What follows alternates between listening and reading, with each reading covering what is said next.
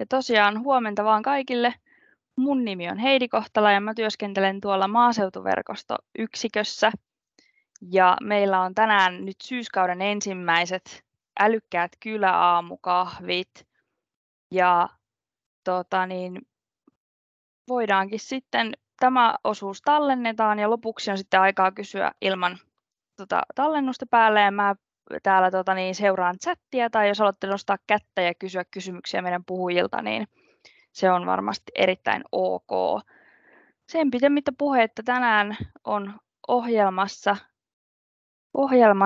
näyttää tältä, eli meillä on ensimmäisenä Älykkäät kulttuurikylät-hankkeesta Anu Vainio kertomassa siitä hieman lisää, jonka jälleen sitten Janne Tyynismaa pääsee kertomaan Autiotalot-hankkeesta, ja sitten päästään kuulemaan Kari Kylkilahden kertomana Smart Villages Leader Network-hankkeesta, ja sitten lopuksi vielä Liisi Pohjola kertoo meille Auttavat kylät-hankkeesta. Ja sitten mä voin lopettaa tämän esityksen jaon ja päästetään ensimmäisenä Anu lauteille kertomaan. Huomenta vaan kaikille täällä aamukahvien äärellä.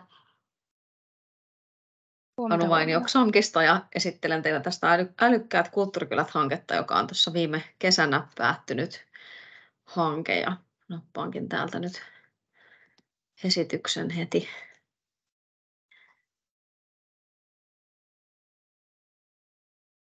Siinä komeilee Älykkään kulttuurikylän visuaalinen ilme.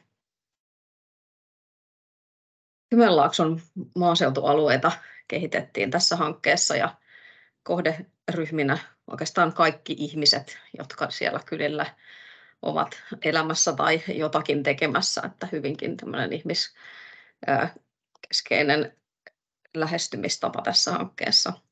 Ja kohdealueina Ankkapurhan kulttuuripuisto, Tirva ja Sippola Kouvolasta ja sitten Tiutisen kylä Tiutisen saarella Kotkassa. Päivämäärät on tässä esityksessä jäänyt tuonne 2.2, mutta 2.3 kesäkuuhun jatkoajalle saatiin sitten hanketta tehtyä. Hankkeen teemoina etätyöt, kulttuurihyvinvointi ja innovaatiot, eli tässä nämä sinisellä näkyvät. Ja oikeastaan silloin korona-aikana, kun tätä ruvettiin valmistelemaan, niin huomattiin, tai heti silloin alussahan nämä etätyöt niin kun tuli osaksi ihmisten arkea ja haluttiin siihen tarttua, että miten se vaikuttaa sitten maalle muuttamiseen ja ylipäänsä maaseutualueiden kehittymiseen ja kehittämiseen. Monipaikkaisuus rupesi lisääntymään ja ihmiset asumaan useimmilla paikkakunnilla, mökkipaikkakunnilla tekemään töitä ja myöskin sitten kenties vaihtamaan sitten sieltä kaupungista ihan pysyväksi asukkaaksi maaseudulle, että arvojen muutos näkyi siinä. No, vahvana teemana tässä hankkeessa on kulttuurihyvinvointi ja sitä kautta myöskin kulttuuriperintö, eli olimme hyvin vahvasti siellä niin kuin identiteettien äärellä ja haettiin sitä, että mikä ihmisille on merkityksellistä elämää maaseutukylissä, ja niitä teemoja sitten kehitettiin myöskin. Osallistettiin ihmisiä tähän hankkeeseen tekemään niin, että koettiin, että oikeastaan fasilitoidaan ja muut tai kyläläiset itse saavat kehittää. Innovaatioista tärkeää on elinvoiman veto- ja pitovoiman lisääntyminen ja oikeastaan semmoinen kuin sosiaalisten innovaatioiden kehittyminen. Myöskin sitten tämmöinen älykäs maaseutuajattelun lisääntyminen ja ehkä se tässä suoraan luen, mutta semmoinen niin kuin maaseutukaupunki vastakkainasettelun niin kuin siitä jotenkin pois pyrkiminen ja kestävä kehitys kaiken taustalla. No, tässä sitten menee tämmöinen pinkki viiva keskellä kuvaa, eli menneisyys, nykyisyys ja tulevaisuus. Ja tämä oli oikeastaan semmoinen, voisiko sanoa, hankkeen ideologia. Eli haluttiin tuoda tulevaisuustietoa, tulevaisuuden tutkimusta, ennakointitietoa ja megatrendejä kylien kehittämiseen. Ja nimettiin sitten nämä meidän tulevaisuusorientoitunut työpajailu niin tämmöisiksi tulevaisuustalkoot nimisiksi tilaisuuksiksi, kun ajateltiin, että se talkoot on maaseudulla semmoinen käsite, joka on kaikille tuttu ja siihen on helppo lähteä mukaan ja se olikin sitten kovin innostunutta ja onnistunutta tekemistä. Ja tässä hyödynnettiin Sitran tulevaisuustaajuusmenetelmää, joka on tämmöisen avoimen lisenssin työpaja, voisiko sanoa, työpajamenetelmä ja semmoinen käsikirjoitus, mitä voi sitten modifioida myöskin. Ja siitä tehtiin sitten tämmöinen kylille suunnattu versio. Ja sen keskeisin oikeastaan viesti on, että tulevaisuus tehdään, että se ei vaan niin tapahdu sivusta seuraamalla. Ja sitä sitten talkoissa korostettiin. Ja ennen kuin me päästiin näihin talkoisiin, tehtiin näillä kaikilla kylillä tämmöiset tarinakahvilat, eli katsottiin sinne menneeseen ja haettiin sieltä menneisyydestä sitä kulttuuriperintöä, joka on juurikin niin kuin ominaista sille kylälle. Ja haettiin vielä niin päin sitä, että yritettiin löytää, että mitkä on siinä kulttuuriperinnössä ja juurikin sen kylän vahvuudet. Ja niitä sitten otettiin mukaan sinne tulevaisuuteen. Ja palvelumuotoilun menetelmin niitä tässä nykyhetkessä sitten kehitettiin. Mutta tärkeää oli niissä tarinakahviloissa siis tunnistaa juurikin, että mikä niille ihmisille siinä omassa kylässä on tärkeää, miksi ne sinne haluaa kuulua. Eli myöskin tämä pitovoiman niin kun lisääntyminen ja tunnistaminen, että mikä se pitovoima milläkin kylällä on ja miten siitä sitten voisi siitä, kun sitä viestitään siitä hyvästä elämästä siinä maaseutukylässä, niin miten se voisi sitten lisätä myöskin sitä vetovoimaa. Niin tällaisella ideologialla hanketta tehtiin ja näillä menetelmillä. Ja vielä ihan pikkasen, että mitä ne sitten ihan kirjallisesti, mitä kaikkea ne tarkoittivat. Ja tarinakahviloissa meillä oli kumppanina Kymenlaakson museo, joka on tämmöinen aluevastuumuseo Kymenlaakson alueella, ja heidän tehtävänä on myöskin osallistaa sitten maakunnan asukkaita erilaiseen tekemiseen, jossa saadaan sitten tuotua sitä historiaa sinne museon arkistoihin niin kuin ihmisten kautta. Ja tuo myöskin tietoa siitä, että mitä se museotyö on, niin tehtiin sitten vahvaa yhteistyötä Kymenlaakson museon kanssa. Ja hankkeesta syntyi, se on nyt vielä pienen viilauksen alla, niin älykäs kulttuurikyläkonsepti, eli oikeastaan tämmöinen vähän niin kuin ohjekirja, että miten tällaista älykästä kulttuurikylää voi lähteä kehittämään. Ja lisäksi sitten tämä kyläbrändäys, eli ne kylien profiilit, millaisia ne Kymenlaakson älykkäät kulttuurikylät ovat, sekä sitten osana tätä työkirjaa niin rakennusten uuskäyttösuunnitelmia, että miten niitä voi myös tehdä. Että rakennusten uuskäyttö oli osana tätä kulttuuriperintön näkökulmaa tässä ja niillä kylillä, missä se sitten oli niin kuin keskeisenä kehittämisen aiheena.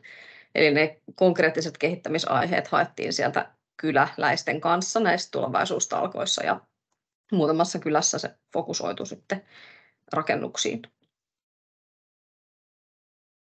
Ja seuraavaksi mä sitten näytänkin, että mitä me tässä hankkeessa saatiin aikaan.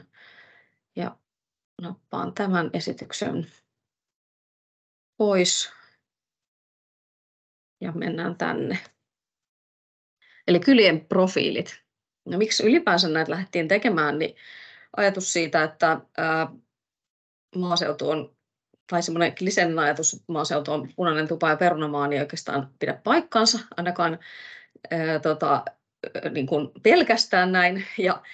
Ja haluttiin lähteä sitä taklaamaan, että millaisia erilaisia maaseutukyliä löytyy Kymenlaakson maaseudulta, jotta ne olisi helpommin lähestyttäviä ja vetovoimaisia myöskin esimerkiksi vaikka kaupungista maalle muuttamista harkitseville. Ja nyt nämä Kouvolan kylät on julkaistu tämmöisessä Know Your Hoods-nimisessä sovelluksessa tai verkkoalustalla. Ja tämän idea on palvella juurikin maalle muuttamista harkitsevia siinä, että että jos nyt on saanut vaikka sen työpaikan Kouvolasta, niin mihinkäs kylään muuttaisin. Ja täällä voi sitten hakea asuinalueita eri kriteereillä. Voitte käydä, jos kiinnostaa tarkemmin tutustua, niin omalla koneella surffailemassa, niin mä esittelen tästä ihan lyhyesti tämän, mitä täällä on. Eli tässä esitellään ensimmäiseksi tämä kaupunki, minkä kylistä on kyse. Kaupunki näkyy siinä kartalla. Sitten täällä on nyt Kouvolasta tosiaan 3 kunnan asuinaluetta ja tosiaan vaan 3 inspiroivaa kylää Kouvolasta, ja Kouvolassahan on jotain 67 kylää, että ne ei ole täällä vielä kaikki. Ja sitten kun tästä klikkaa sinne itse kylään, niin päästäänkin siihen, että mitä tässä hankkeessa sitten kyläläisten kanssa tehtiin. Ja heippa! Ja lapsi lähti kouluun kesken aamukahvien. Niin nämä tarinat, jotka täällä sitten näkyvät nyt sitten näiden kylien kohdalla, niin nämä on sitten tehty yhteistyössä näiden kyläläisten kanssa, että mitä kyläläiset itse haluavat siitä kylästään kertoa. Et lyhyesti profiloitu näin sanallisesti, että mikä tämä kylä on. Lisäksi täältä sitten löytyy valokuvia siitä kylästä, naapuruston ominaisuuksia, hintataso, asukkaat, elämäntilanne. Eli tämä kyseinen sovellus visualisoi dataa helpommin ymmärrettävään muotoon ja näyttää, että millaista asumisen tapaa ja elämäntilannetta sitten näillä eri kylillä on ja mikä on asukkaiden keskimääräinen elinikä. Ja nämä palvelut, että mitä se kylien elämä oikeastaan siellä on, niin ne löytyy sitten täältä kartalta. Ja kaikki julkiset palvelut, mitä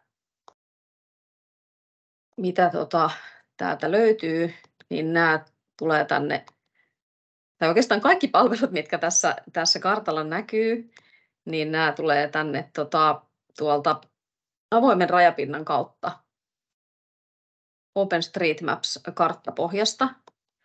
Ja mä jostain syystä saa tätä Iiloon tätä palkkia tästä. Onpas hämmentävää. Hyvä käyttötestaus. Mutta julkiset palvelut tulevat siis sieltä kartalta niin, että viranomaiset, jotka ovat vastuussa niistä kyseisistä palvelusta, niin ovat itse laittaneet ne sinne karttapalveluihin ja sieltä ne sitten avoimen rajapintojen kautta ilmestyy tänne. Eli täällä nyt näkyy esimerkiksi ekopisteet. Mutta sitten mitä sitten yrittäjät tässä näillä kyläalueilla niin ovat voineet käydä laittamassa tänne esimerkiksi omia palveluitaan, kahvilat, leivomot, ravintolat, niin ne ilmestyy sitten jotenkin kartalle. Ne on siellä. Mulla on nyt joku jumi, etten ymmärrä, miten tätä käytetään. No niin, sieltä ne nyt ilmestyivät. Ja hankkeessa tosiaan järjestettiin semmoisia työpajoja, jossa sitten tätä karttapalvelua sparrattiin sitten yrittäjille ihan siinä hankkeen loppumetreillä. Ja täällä on esimerkiksi nyt tämmöinen kahvila, joka on käynyt laittamassa sitten oman storinsa ja Facebook-sivunsa tänne. Että täältä voi sitten katsoa, että mitä kaikenlaisia erilaisia palveluita niillä kyllä on, mitkä nyt sitten mahdollisesti itseään kiinnostaa. Ja yksi tärkeä ominaisuus tässä appissa on se, että täällä voi kyläläiset itse kertoa omasta kylästään, että millainen paikka tämä on asua ja elää. Mä oon nyt minuutin yliajalla, mutta mä sain toiselta puhujalta pari ekstra minuuttia, niin mä kehtaan vielä mennä sitten tähän toiseen tapaan, miten me julkaistiin näitä kyläprofiileja niin liittyen rakennusten uuskäyttöön. Näytän yhden esimerkin toisesta näistä rakennusten uuskäyttökeissistä, eli kyläläisten suuri huoli, miten tyhjentynyt kyläkoulu saadaan uuteen elämään, niin sen äärelle oikeastaan työstettiin hankkeen ajan kyläläisten kanssa ja tehtiin tämmöistä selvitystä, että miten tämmöinen kulttuurihistoriallisesti arvokas rakennus voisi saada uuden elämän. Ja päädyttiin sitten tässä projektissa sen verran pitkälle, että kaupunki sitten laittoi tämän koulurakennuksen myyntiin. Ja tästä tehtiin esiselvitystä, joka löytyy myöskin tästä Kotkan kaupungin verkkosivuilta, mutta en mene nyt siihen tarkemmin. Se on semmoinen 30-sivuinen opus, mutta siinä kerrotaan juurikin tästä rakennuksen kulttuuriperintöarvoista ja siinä esitellään tämmöiset konseptit, joiden toivotaan inspiroivan näitä potentiaalisia uusia omistajia semmoiseen käyttöön, joka nyt erityisesti sopisi sinne saarelle. Et huolena myös oli, että ei toivottaisi, että kuka tahansa sen koulurakennuksen voi ostaa ja perustaa sinne vaikka autoromuttamon, koska se ei sovi sinne saaren elämään ja arvoihin. Niin sitä haluttiin sitten taklata näillä konsepteilla, joita syntyi tässä. Ja sieltä löytyi teemana, että Kilpisen saari voisi olla tämmöinen lastensaari, jossa on erilaista toimintaa lapsille, tai sitten kulttuurikeidas, tämmöinen kylän kulttuuritalo, ja sitten kolmannen tämmöinen kansainvälinen matkailun keskus. Tässä on Aalto-arkkitehtuuria lähellä, ja lisäksi Kotkan kaupunki ja Merimuseo Vellamo, ja tänne pääsee sitten Meloen ja erilaisten yhteysalusten avulla tänne saarelle, toki myös autolla. Niin tällainen matkailukeskus olisi sitten se kolmas idea. Ja neljäntenä sitten hankkeen päättymisen jälkeen niin aktiivinen kyläyhdistys oli sitten löytänyt tällaisen teeman kuin Suomenlahden tutkimuskeskus, jota nyt sitten vielä haluavat edistää. Julkaistiin ihan hankkeen loppumetreillä semmoinen myynti-ilmoitus kuin kyläkoulu myynnissä hyvään käyttöön. Kiitoksia. Kiitos Anu. Mahtava esittely tällaisesta mielenkiintoisesta esimerkistä. Tuolla chatissakin tulee peukkua ja hienot konseptit, kommenttia. No niin, mä laitan sen linkin vielä, niin pääsette katsomaan ne konseptit. Nyt mä vaan puhuin niistä. Joo. Sieltä kiitos vaan. Tosiaan, nyt sitten, onko jollakulla kysyttävää Anulta tässä kohtaa?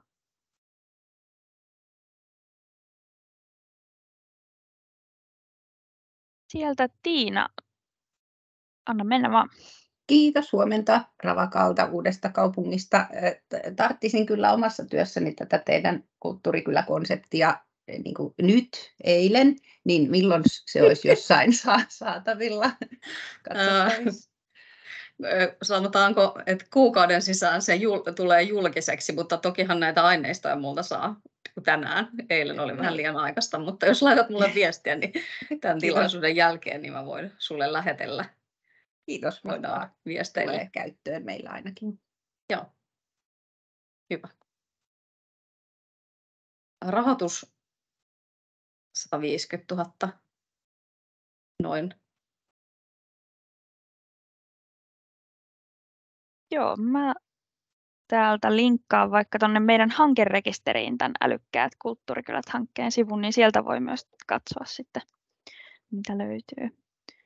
Sitten Marianne oli käsi pystyssä. Joo, kiitos Anu, tosi kiinnostavaa. Mä olen seurannut tätä teidän hanketta somessa ja kaikissa välineissä ja se on ollut tosi aktiivinen ja kiinnostava. Sitä huomasin tuosta teidän kyläluettelosta, että siellä on ainakin yksi erittäin aktiivinen kylä mukana. Että oliko näitä kyliä helppo houkutella mukaan tähän hankkeeseen, koska tässä on tietenkin voimakkaasta yhteistyöstä ja kumppanuudesta kyse, niin oliko ne hyvin lähdössä mukaan? Oli siis yksi kylä näistä, mitä mä tuossa alussa esittelin, niin Tirvan kylä, niin oli innokkaana, mutta me ei löydetty konkreettista kehittämistä sillä hetkellä, niin siis se jäi. Ja Tiutinen oli sellainen kylä, jota ei ollut aluksi edes niin kuin mitenkään meille jotenkin, että me oltaisiin sitä löydetty, mutta sitten kun he oli kuulleet, että tämmöinen hanke on, niin he oikeastaan niin kuin imas meidät tekemään niin kuin heidän kehittämistyönsä. Et siinä niin kuin se, että hanke on tämmöinen maaseudun kehittämistyökalu niin kuin juurikin ajankohtaisiin asioihin, niin se oli kyllä ihan semmoinen unelma kyllä tehdä, koska siellä niin kuin meidät oikein haluttiin sinne ja soiteltiin, että no milloin te taas tuutte, täällä kahvit nyt jo porisee ja ne oli aivan niin kuin intona siellä ja siis yhä jatkuu, että vaikka hanke on päättynyt, niin kutsuja satelee ja tulee mailia, että voisikohan tehdä näin ja voisikohan tehdä näin. Mutta mä oon saanut nyt meidän tiimissä tämmöisen maaseudun tämmöisen näkymättömän kehittäjähatun päähän, niin minustahan tämä on vaan aivan mahtavaa, että hankkeen päättymisen jälkeen voidaan yhä jatkaa yhteistyötä. Ja tällä hetkellä sitten myöskin tehdään jatkohankesuunnitelmia, että mitä sitten voitaisiin seuraavaksi tehdä. Että ehkä ne sellaiset opit tästä, kun luin tuosta ohjelmasta, että mitä haluaisi oppia jakaa, niin tehtiin työpajaillen, niin toivottavasti, että saataisiin niin kuin jatkossa, tai havaittiin, että pitäisi enemmän olla siellä kylällä kuin vaan mennä tekemään työpaja silloin tällöin, jotenkin paremmin jalkautua, niin saisi vielä jotenkin semmoisia tuloksia, jotka olisi konkreettisesti hyödyllisiä sinne kylille. Et niihin sitä aina pääsee vaan kuitenkin kourallinen ihmisiä, vaikka iltaisin ja viikonloppuisinhan me siellä kylillä hengailtiin, kun päivisin mistä on töissä. Ja kyliä kehitetään vapaaehtoistyöllä pääasiassa. Kyllä. Sitten täällä oli Ruusalla oli käsi ylhäällä. Niin... Joo, kiitos. Mä olisin ensinnäkin kiittänyt, tosi mukavat konseptit teillä. Sitten olisin halunnut kysyä, että miten te olette, kuinka paljon tuonne ulkoiseen muuhun maailmaan päin vilkuilleet ja haravoineet sitten niitä mahdollisuuksia, mitä sitten jatkon kannalta on mahdollisesti vielä. Että hienoa paikkaperusteista kehittämistä, mutta onko teillä niin kuin sitten ajatuksia ja hahmotelmia sieltä KV-kentästä hakee lisää inspiraatiota tai yhteistyökumppanuuksia tämän tyyppistä? No tässä hankkeessa haettiin KV-kentästä inspiraatiota näille paikallisille kylille ja oikeastaan nyt sitten niille, jotka ammatikseen niin kuin kehittää, että siellä oli sitten kaupunkien ja kylien kattojärjestöjen väkeä, niin meillä oli tämmöinen kumppani kuin Matera Italiasta, Unescon maailmanperintökohde, niin siellä he kävivät sitten kertomassa meille muutamassa työpajassa ja tilaisuudessa, että minkälaista kehittämistä he on tehneet.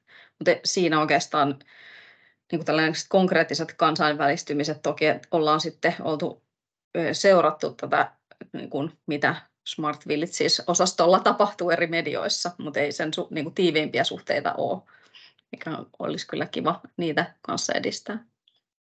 No, mutta toihan on jo iso juttu ja kuulostaa tosi hienolta. Kiva, kun jaoit tässä meille tämän yhteyden. Joo. Kiitos. Kiitos paljon, Anu. Voitaisiin tehdä niin, että jos teillä on vielä kysyttävää Anulle, niin laittakaa vaikka tuonne chattiin ja Anu voi sinne vastailla, mutta päästetään nyt seuraava puhuja lauteille, eli meillä olisi Janne Tyynismaa Autiotalot-hankkeesta seuraavana pääsisi kertomaan, niin huomenta Janne. Hyvää huomenta. Huomenta kaikille ja terveiset Etelä-Pohjanmaalta Evijärveltä. Täällä aurinko näyttää pikkuhiljaa alkavan paistaa, niin hieno syksyinen päivä tulossa. Mutta mäpäs laitan vähän näyttöä jakoon.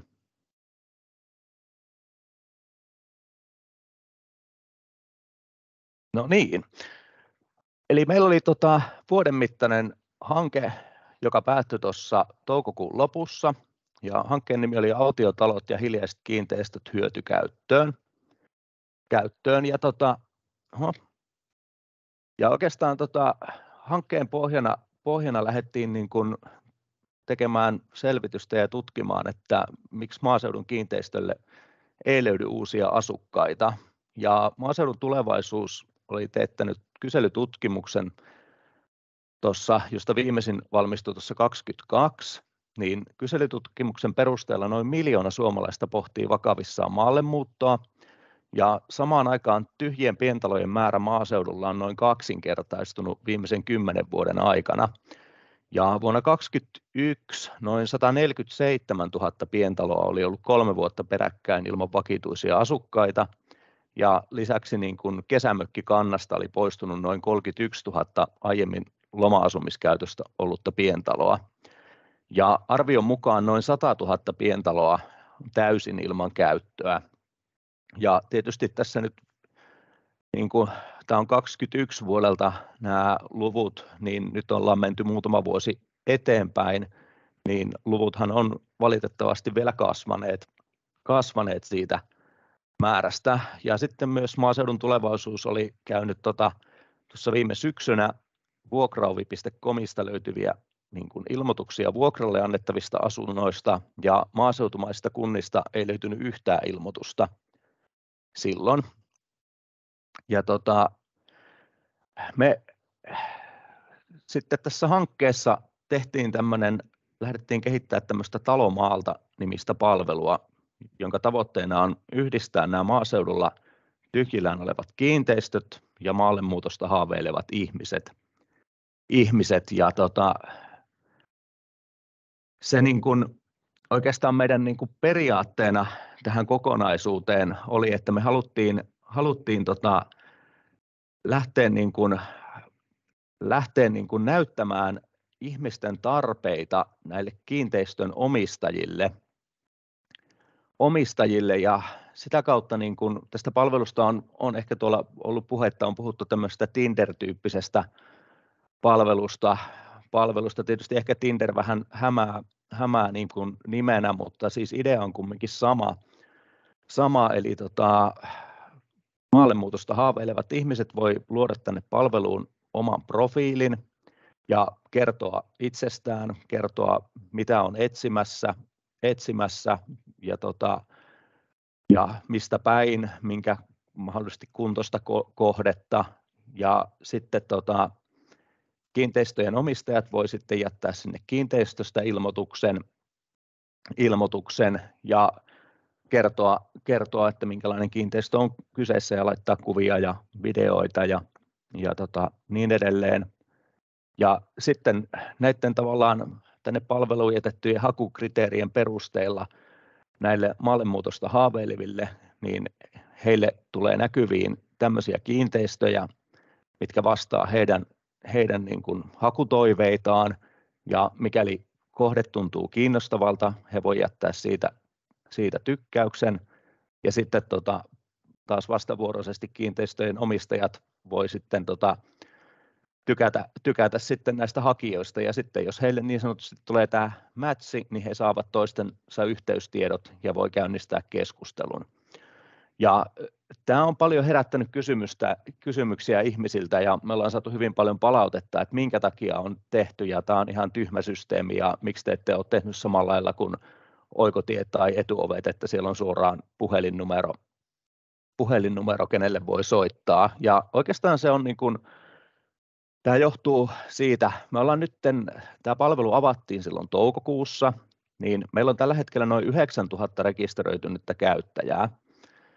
Ja siinä rekisteröitymisen yhteydessä niin valitaan se, että oletko kiinteistön omistaja vai oletko niin kuin maallemuutosta haaveileva. Ja näistä niin kuin rekisteröityneistä käyttäjistä, niin noin 8500 on rekisteröitynyt tänne palveluun, että haluaa muuttaa maalle, on etsimässä kohdetta, ja noin 500 on sitten kiinteistön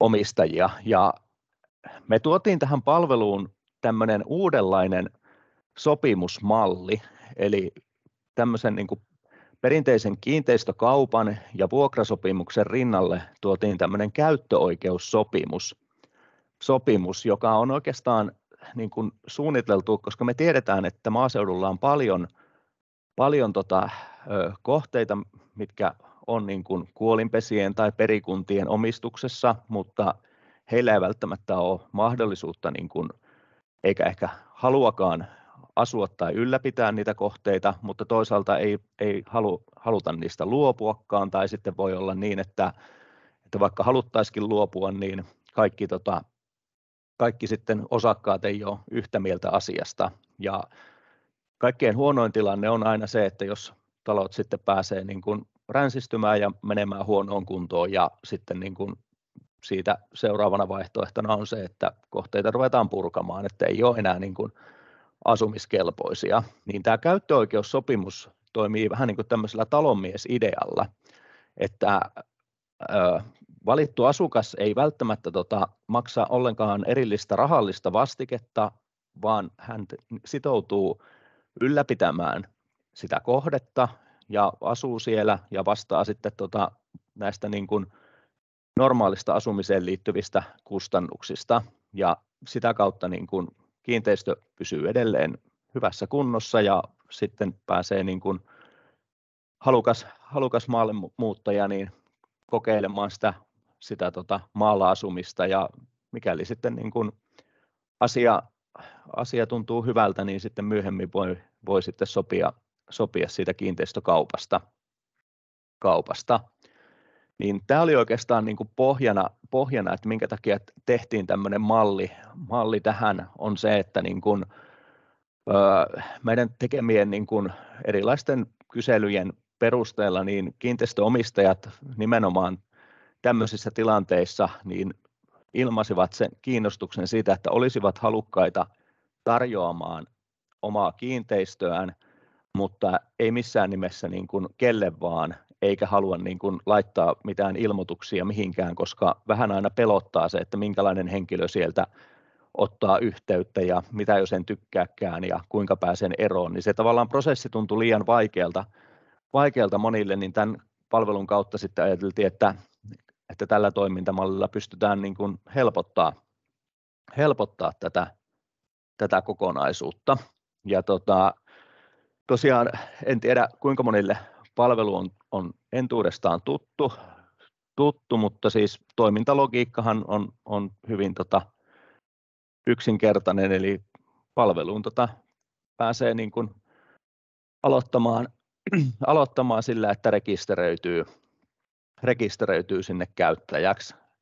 Etusivulta pystyy käydä katselemassa, sinne tulee niin kuin näkyviin kaikki kohteet, mitä palveluun on lisätty, niitä voi sitten niin kuin, mutta tavallaan tämä on vain toimii sillä periaatteella, että tätä ilman niin kuin palvelun rekisteröitymistä ja oman ilmoituksen jättämistä ei ole niin kuin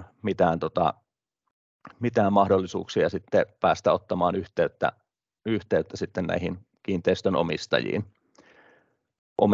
Ja kohteita on hyvin kattavasti tullut eri puolilta Suomea ja on sitten hyvin paljon eri kuntoisia kohteita, että on täysin niin kuin remontoitu ja ihan täysin valmiita kohteita, mutta sitten on myös hyvin niin kuin sanotaan askeettisessa kunnossa olevia kohteita. Ja tämän palvelun kauttahan me ollaan nyt päästy hyvin myös niin kuin kiinni siihen, että minkälaisia niin kuin nämä ihmiset ovat, jotka maaseudulle haluaa, ja ollaan päästy niin kuin hyvin paljon kiinni ja kasvatettu tämmöistä kohderyhmätietämystä meillä. Ja tällä hetkellä niin kuin tuntuu hyvin suurena trendinä olevan se, että niin kuin yksin asuvat naiset kaupungeista etsivät niin kuin maalta semmoista omaa paikkaa, mihin voi muuttaa sitten yksin jonkun, että mukana ehkä tulee sitten lemmikkieläimiä tai sitten saattaa olla niin, että etsii paikkaa, jossa voi pitää hevosta, mutta se semmoinen tavallaan oman niin kuin kasvimaan puutarhan pitäminen, tämmöinen tietynlainen omavaraisuus on hyvin vahvasti niin kuin esillä tuolla palvelussa ja tällä hetkellä taitaa suosituin hakutoive olla se vanha maatila, mitä sieltä etsitään tuon palvelun kautta ja on tietysti Suomessa niin kuin alueita, missä on hyvin vähän tarjontaa. Esimerkiksi Lappi on semmoinen, että niin kuin hakutoiveita on paljon, mutta kohteita on hyvin vähän. Ja tietysti johtuu siitä, että Lapissa on paljon monilla alueilla niin paljon tarvitaan kausityöntekijöitä, asunnot on niin kuin tosi kortilla, mutta sitten on taas tiettyjä alueita, missä on niin kuin hyvinkin paljon tullut tarjontaa, mutta on paljon tullut sitten niin kuin yllätyksiä, esimerkiksi Itä-Suomi, mitä me aluksi vähän niin kuin ajateltiin, että miten niin kuin tietyt alueet Itä-Suomesta kiinnostaa ihmisiä, niin me ollaan huomattu sitten, kun on seurattu tätä palvelun toimintaa, että se tavallaan huoli oli ihan turhaa, että on todella monipuolisesti kyllä niin kuin ihmisillä niin kuin eri, ja tavallaan semmoista niin kuin paluu juurille ajattelu on hyvin vahvaa monilla, mutta me ollaan tosiaan hanke päättyi silloin toukokuussa, me saatiin nyt sitten tähän niin kuin ainakin seuraavaksi vuodeksi vähän sitten tuolta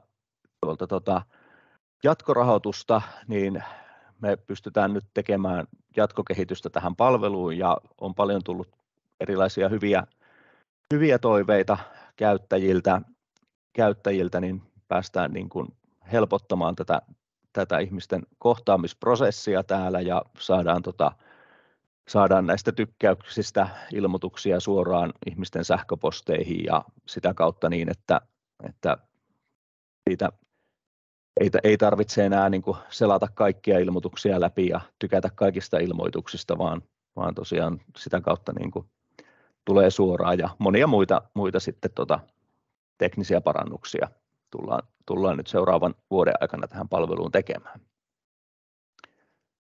Mutta mielellään vastaan kysymyksiin, jos jotain semmoisia herää.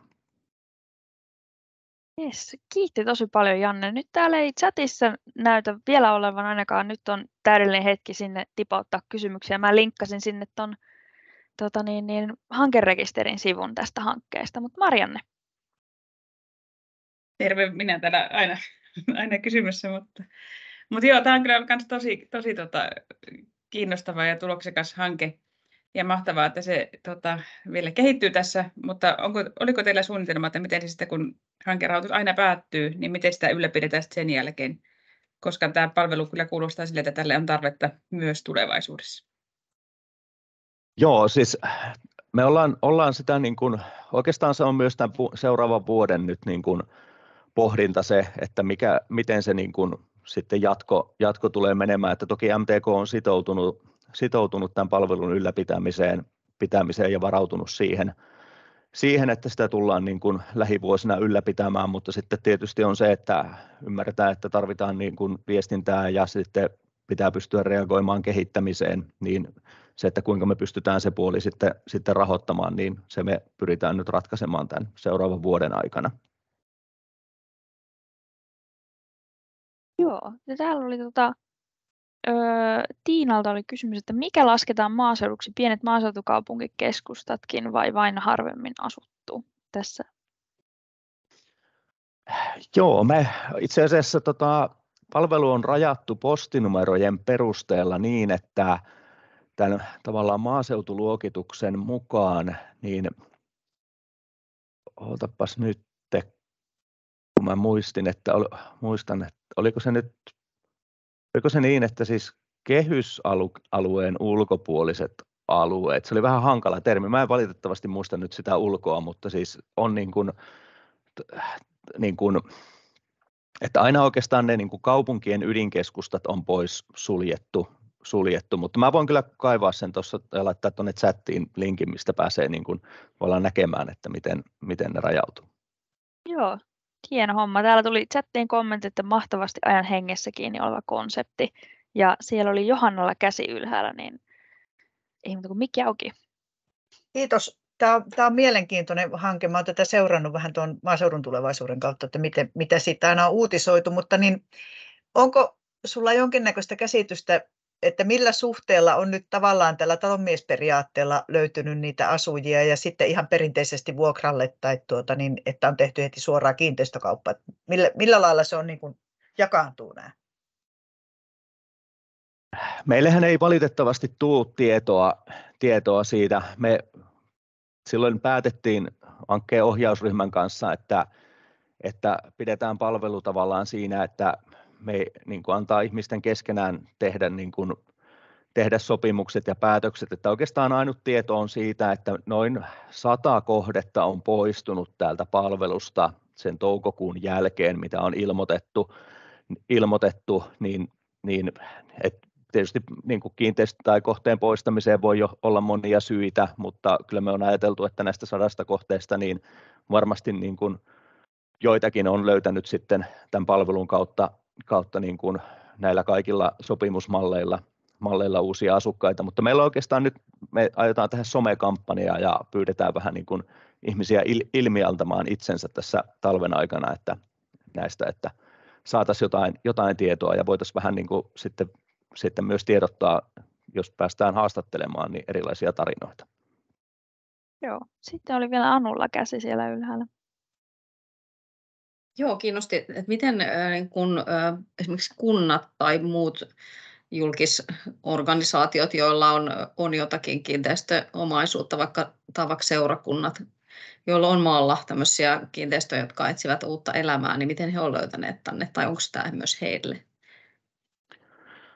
Joo, ilman muuta on ja osa kunnista on ollut enemmänkin aktiivisia, ja tietysti kuntayhteistyön niin kuin kehittäminen on tässä meillä yhtenä osana, ja itse asiassa tuli tuosta niin kuin kyläkouluajatuksesta, mitä niin kuin teidänkin hankkeessa oli noussut esille, niin yksi tämmöinen kohderyhmä on myös nämä niin kuin vasta eläköityneet yksin kaupungissa asuvat ihmiset, jotka ovat sitten olleet, niitä on ollut useampiakin tämän hankkeen aikana muuhun yhteydessä, ja on niin kuin kysellyt siitä, että löytyisikö jostain joku vanha kyläkoulu tai vastaava, mihin samassa elämäntilanteessa olevat ihmiset niin kuin voisivat muuttaa niin kuin yhteisöllisesti asumaan, että saisivat toisista seuraa ja sitten voisi ehkä niin kuin erilaista harrastus- ja aktiviteettitoimintaa pitää sitten yllä. Niin mä näkisin, että ehkä näissä niin kuin ajatuksissa varmasti sitten kunnat voisi olla, eli just nimenomaan näitä uudenlaisia asumiskonsepteja luomassa ja tarjoamassa, niin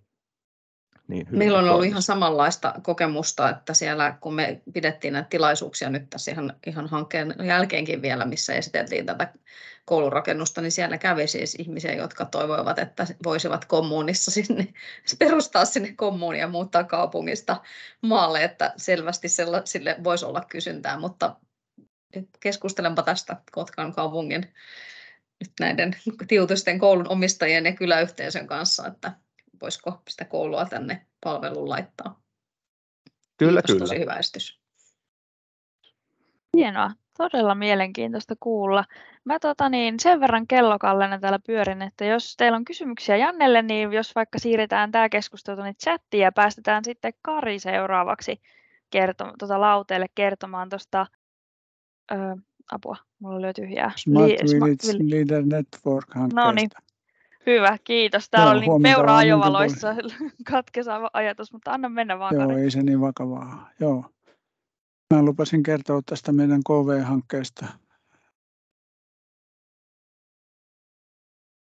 No niin, nyt vaihtaa.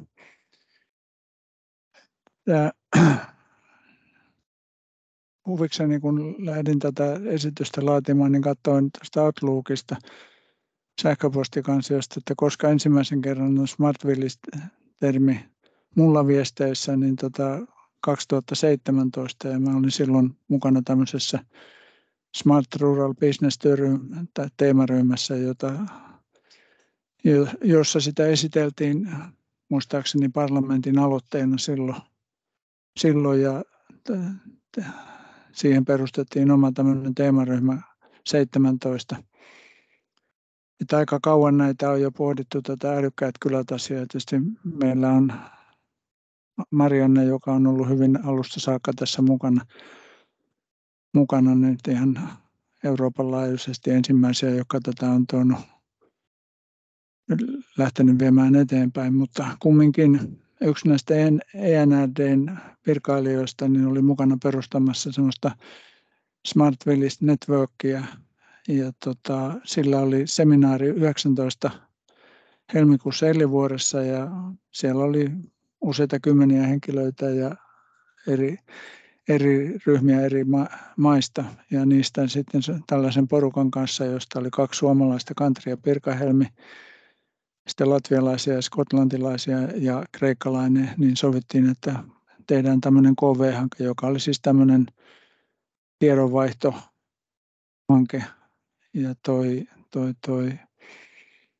se sitten tapahtui. Latvialaisia oli kolme ryhmää, mutta niillä oli yhteinen hanke ja näillä muilla oli sitten oma hankkeensa. Ja tuossa Kulmakorven Anna Pirka-Helmestä on luvannut vielä kommentoida vähän, että mitä ne teki tässä omassa hankkeessa. Ja meidän country-hankkeessa meillä oli tässä hankkeessa, vaan näitä vaihtoin tai sitten sen Suomen tilaisuuksien järjestämiseen laitettuja kuluja. Meidän budjetti oli siinä noin 30 000.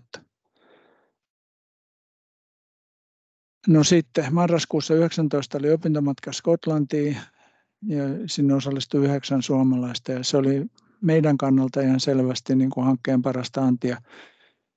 Lähinnä sen takia, että nämä muut maat, se kehitystilanne ja ongelmat on kuitenkin jonkin vertakin erilaisia meillä ja Skotlanti muutenkin on aika semmoinen pohjoismainen. Se oli hyvin mielenkiintoinen ja siellä oli paljon semmoista, mitä pystyi ajatuksen tasolla viemään tai tuomaan Pirkanmaalle ja niin poispäin. Niillä oli esimerkiksi oma vesivoimalaitos, joka tuotti rahaa kylälle. Tietysti vesivoima on Suomessa säänneltyä, mutta tuulivoimaa ja aurinkovoimalla ja semmoista, niin ehkä niitä voisi kylätalot sitten käyttää hankkimista. Bensa-asema, oma pubi, niin poispäin. Sitten nämä piti tietysti jatkua siitä heti saman tien, mutta niin kuin tiedetään, niin siinä tuli tämmöinen pieni este, niin sitten meillä 20 vuonna pidettiin niin tämmöinen webinaari, jossa kun ei muuta päästy järjestää. Ja se oli aika hyvä sukseen. Siellä oli Afrikasta, Aasiasta, Amerikastakin oli ilmoittautunut, mutta ne ei tainnut tulla paikalle ja sitten eurooppalaisia yli 100 osallistujaa. Se oli ihan hyvä juttu. Eikä maksanut just mitään, tai ei oikeastaan mitään. Sitten syksyllä 2021 oli opintoretki Kreikkaan ja teema oli sitten älykkäät ratkaisut matkailu- ja turismin saralla ja 11 suomalaista osallistui siihen. Tämä oli niin sinänsä mielenkiintoista, mutta mä en tiedä paljonko siitä jää sitten kotiin kannettavaksi, että kun se ilmasto on niin erilainen, matkailun kannaltakin markkinatilanne on niin erilainen, että se volyymit on ihan toista luokkaa ja niin poispäin, mutta retki oli sinänsä kovasti mukava. No sitten keväällä 2022 oli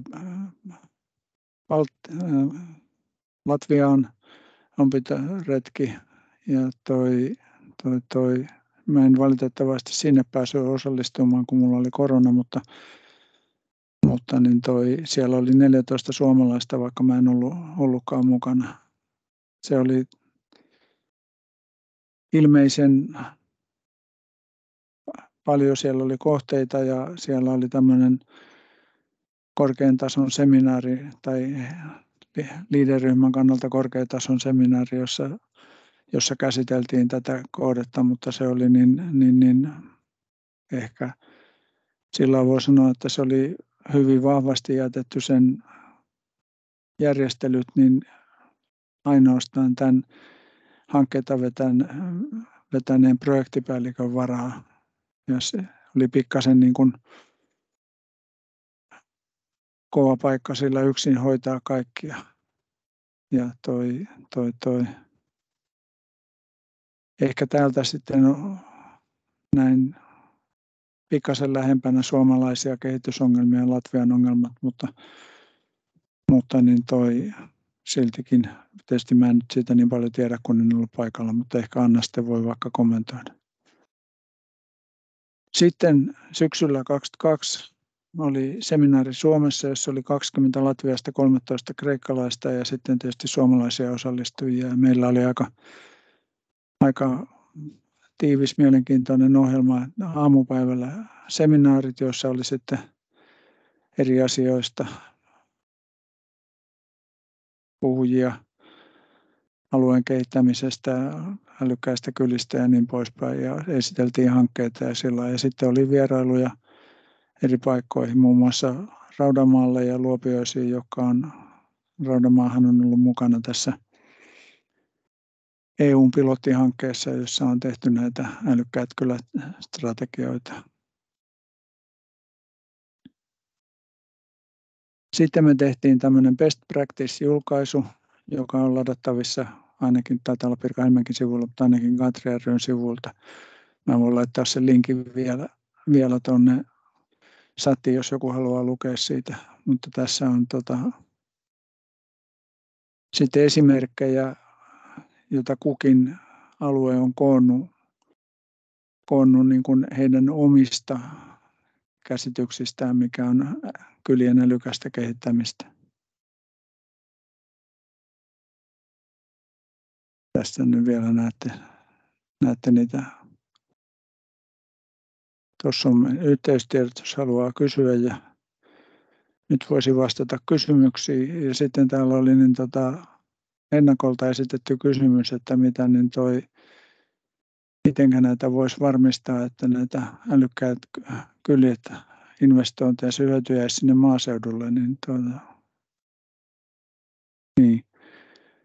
investointi on sinänsä järkevää, niin kun, jos se nyt kohdistuu johonkin, niin kyllä se hyöty tietysti pääasiassa jää siihen, mutta kun on vähän rahaa, niin aika lailla älykkäästi sitä täytyisi katsoa, mihinkä sitä investointia tekee. Mutta ei mulla mitään kauhean viisasten kiveä, että vaikka olisin diktaattori, niin en kovin paljon osaa sitä. Ehkä semmoinen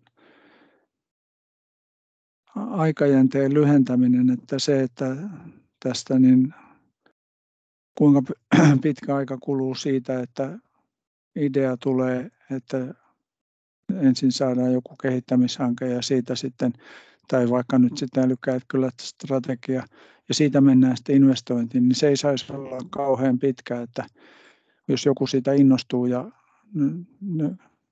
nytkin jostain on 17 vuonna, tai kunta on 17 vuonna jo ollut sillä yleisesti puhunnassa, niin nyt sitten tehdään niitä investointeja, niin sehän on jo pitkä aika, että jopa tämmöiselle vanhalle miehelle niin 6 vuotta on ihan merkittävä ajanjakso.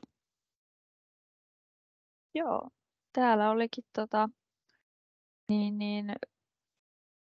Ruusalla oli käsi ylhäällä, niin avaa vaan mikkiä. Joo, kiitos Kari. Todella inspiroiva puheenvuoro. Olisin halunnut kysyä, että mikä sun mielestä itsestäsi oli tässä niin kuin tämän kokonaisuuden kanssa niin ihan parasta antia. Ja sitten olisin halunnut kiittää tästä aikaperspektiivistä, että tämä on varmaan just näin, että jos asiat niin kuin liian kauan kypsyy, niin sitten saattaa olla, että ei tapahdu enää mitään. Mutta tosiaan tämä, että mikä itsellesi tässä oli, että teillä oli hirveän paljon siinä noista kuvista näki, että innostunutta porukkaa ainakin. Niin kuin joo, siinä on kaksi asiaa. Toisaalta sen, niin kuin, se yhdessäolo siinä, on se sitten reissu tai joku seminaarijärjestely tai semmoinen, niin se rakentaa sitä omaa verkostoa, sisäistä verkostoa. Että se niin kuin, vaikka ollaan reissussa, niin se parantaa sitä yhteistyötä siellä omalla alueella. Ja toisaalta niin sitten se, että kun näkee, miten muut on tehnyt ratkaissut omia ongelmia, niin vaikka niitä nyt ei ihan suoraan pysty soveltaa, niin niistä aina voi jotain oppia, jos vaan on tahtoa oppia. Niin ehkä nämä kaksi. Mä tiedän, Anna lupas kommentoida kanssa. Ehkä säkin voit vastata siihen, että mikä sun mielestä se oli tämän hankkeen parasta antia. Joo, jos mä nyt sitten otan tässä kohtaa puheenvuoron, tosiaan Kulmakorvan Anna ja terveisiä myös täältä Pirkanhelmestä. Aika paljon Kari tuossa nyt jo nosti esiin niitä asioita, mitä itsekin olisin nostanut, että tosiaan se Skotlannin retki oli näistä selkeästi se Anniltaan paras, johtuen siitä, että siellä esiteltiin sellaisia asioita, mitkä myös meille oli niin kuin aika uusia. Versus sitten esimerkiksi se Latvia, niin sanotaan, että siellä niin kuin, että meillä on tehty aika paljon jo Suomessa sellaisia asioita, mitä sitten siellä Latviassa koetaan sitten taas uutena, että mennään niin eri niin kuin vaiheissa näitä kehityskaaria niin sanotusti.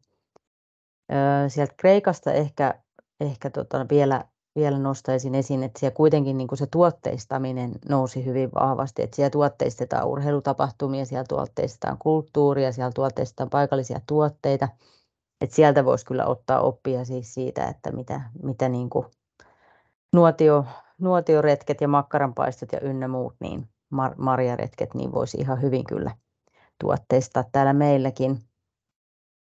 Ja sitten tosiaan tämmöinen Green Flag Trail-konsepti tuli meille kanssa tutuksi, että sitä voisi myös tuoda Suomeen.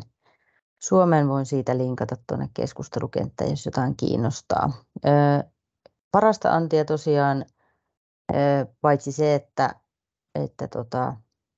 tosiaan niin kuin suomalaiset verkottuu keskenään, se on tärkeää, niin kuin Kari sanoi, mutta myös osataan arvostaa sitä omaa. Esimerkiksi suomalainen kierrätys ja jätteiden käsittely, niin siis onhan se niin kuin ihan, siis jos vertaa vaikka Kreikkaan, niin aivan ollaan valovuosien päässä, että siinä olisi niin kuin yhtä vientituotetta kyllä sinne Etelä-Eurooppaan. Ja sitten ehkä se, mitä mietin, niin kuin, tai että siis se älykkyys nähdään hyvin laajasti, mikä on hirveän hyvä asia, että se ei ole pelkästään sitä digitalisaatiota, vaikka sekin on tärkeässä roolissa, mutta että nimenomaan se sosiaalinen puoli ja muu.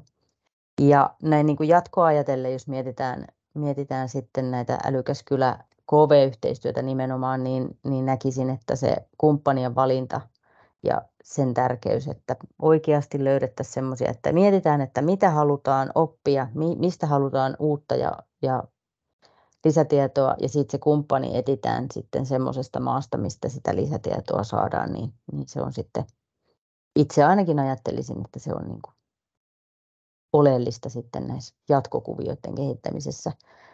Joku kysyi siellä, että onko nämä jo poikineet älykkäät kylät hanketta Pirkanmaalle, niin meillä ainakin tuolla on yksi nyt tälle uudelle kaudelle muhimassa yksi älykäs kylä-hanke, ja sitten se, että esimerkiksi siellä Skotlannissa niin tutustuttiin niihin hubeihin, niin Luopioisiin sitten jo heti sellainen perustettiin, kun Skotlannista palattiin, että kyllä sieltä on sitten pyritty käytäntöönkin viemään näitä oppeja. Mutta tämän verran kommentoisin. Kiitos Kari ja kiitos Anna. Meillä kello kulkee nopeasti, mutta se ei anneta sen häiritä. Jatketaan keskustelua tuolla chatissa ja sitten päästetään vielä meidän viimeinen esittelijä ja puhuja lauteille. Eli tosiaan Liisi tulisi kertoa noista auttavista kylistä vielä. Sieltä. Mikki päälle niin vielä ottaa. Hyvä, no niin, huomenta vaan kaikille. Eli mä olen Liisi Pohjola tuolta Jyväskylän ammattikorkeakoulusta. Ja mulla on tällainen ihan lyhyt diasarja noista auttavista kylistä. Sillä tavalla taustaa tässä, että mä olin uutena työntekijänä auttavissa kylissä muutaman viimeisen kuukauden semmoisena vähän juoksupoikatyyppisenä auttamassa. Eli mulla ei ole niin kuin sillä tavalla kaikkein vahvin tieto tästä hankkeesta, mutta jos tulee kysymyksiä, niin yritän niin kuin parhaani mukaan vastata. Mutta ihan lyhykäinen info mulla tästä on olemassa. Oi, apua vähän. Näkyykö teille? Näkyy. Jes, hyvä. Mä laitan vielä tuon esitystilan päälle. Elikkä taustaa hankkeesta sen verran, että tämä Auttavat kylät -hanke toimi. Se oli tämmöinen 2-vuotinen hanke, eli se alkoi tammikuussa 2021 ja loppui sitten maaliskuussa 2023. Aktiivinen aika hankkeessa loppui siihen tammikuuhun 2023. Ja kokonaistavoite tässä hankkeessa oli niin kuin tämmöinen Keski-Suomen maaseudun asukkaiden hyvinvointi ja turvallisuusosaamisen niin kuin lisääminen ja sitten se maaseutualueiden tasavertaisuuden ja yhdenvertaisuuden lisääminen. Ja sellainen kylien yhteinen turvallisuustoiminta, mihin liittyi naapuriaputoiminta, sydäniskuritoiminta, tällainen kyläturvallisuussuunnittelu, kotivaratietouden lisääntyminen, niin sellaiset oli tämän hankkeen niitä kantavia teemoja. Ja ylipäätänsäkin semmoinen niin kuin häiriötilanteisiin varautuminen, esimerkiksi pitkät sähkökatkot tai myrskyt tai muut vastaavat, missä niin kuin vasteajat ja tällaiset on sitten maaseudulla ehkä kaupunkialueita hitaampia tai pidempiä. No mä oon nostanut sen naapuriapuryhmän ja sydäniskuriryhmän käsitteet tähän niin kuin sillä tavalla keskiöön, että niistä mä kerron pikkusen enemmän. Eli naapuriapuryhmä on tällainen niin kuin organisoitunut naapuriapuryhmä, mikä tarjoaa sellaista arjen pieniä kertaluontoisia auttamisia niin kuin kyläläiseltä kyläläiselle. Eli toimii siellä oman kylän sisällä semmoinen vapaaehtoisuuteen perustuva naapuriapurinki, jolta pystyy saamaan sitten apua, jos itse sitä tarvitsee. Monessa kylässä on yritetty mahdollisimman hyvin ottaa huomioon myös kausiasukkaat, koska kylästä riippuen niin kesäisin kausiasukkaat voi tuoda tosi merkittävänkin lisän siihen kylän kokonaisasukaslukuun. Ja käytännössähän se naapuriapuryhmä toimii sillä tavalla, että sillä ringillä on yksi naapuriapupuhelin, johon kyläläinen pystyy sitten ottaa yhteyttä soittamalla tai tekstiviestillä WhatsAppilla. Kertoo avun tarpeensa esimerkiksi, että minulta on lamppu palannut eteisestä ja en saa sitä itse vaihdettua. Ja se naapuriapuryhmän ringin, jolla se puhelin sillä hetkellä on, niin lukee sen viestin, ottaa rinkiin erillisellä viestillä yhteyttä, että kuka pääsisi auttamaan ja sitä kautta he sitten sopivat tämän asian. Naapuriapuryhmän tarkoitus ei ole niin kuin antaa mitään ensihoitoa eikä mitään pitempiaikaista hoitoa, ei niin kuin tämmöistä korvata kotihoidon tehtäviä tai sähkömiehen tehtäviä tai tämmöisiä, mutta sellaisia pieniä arjen avun ja helpotusta tuovia asioita on naapuriapuryhmän tarkoitus antaa. Tässä hankkeessa ylipäätänsäkin perustettiin 10 naapuriapuryhmää ja ne toimi, oliko 8 kylän alueella toimi nämä 10 naapuriapuryhmää sitten kaikkinensa. Ja ryhmät vähän kooltaan eri kokoisia, että olisiko ollut semmoista 4-5 ihmisestä tuonne varmaan 15 henkilöön siinä naapuriapuryhmässä voi olla. Tai oli tässä meidän hankkeessa. Luotiin myös tällainen niin kuin toimintamalli, naapuriapuryhmän toimintamalli Keski-Suomeen, ja tässä mulla on tämä nyt niin kuin näkyvillä. Eli tässä on tietysti paljon tekstiä, mutta tämä on mun mielestä ihan kiva ja tämmöinen selkeä, mitä niin kuin pystyy katsomaan ja mikä selittää sitten niin kuin ton toiminnan periaatteet.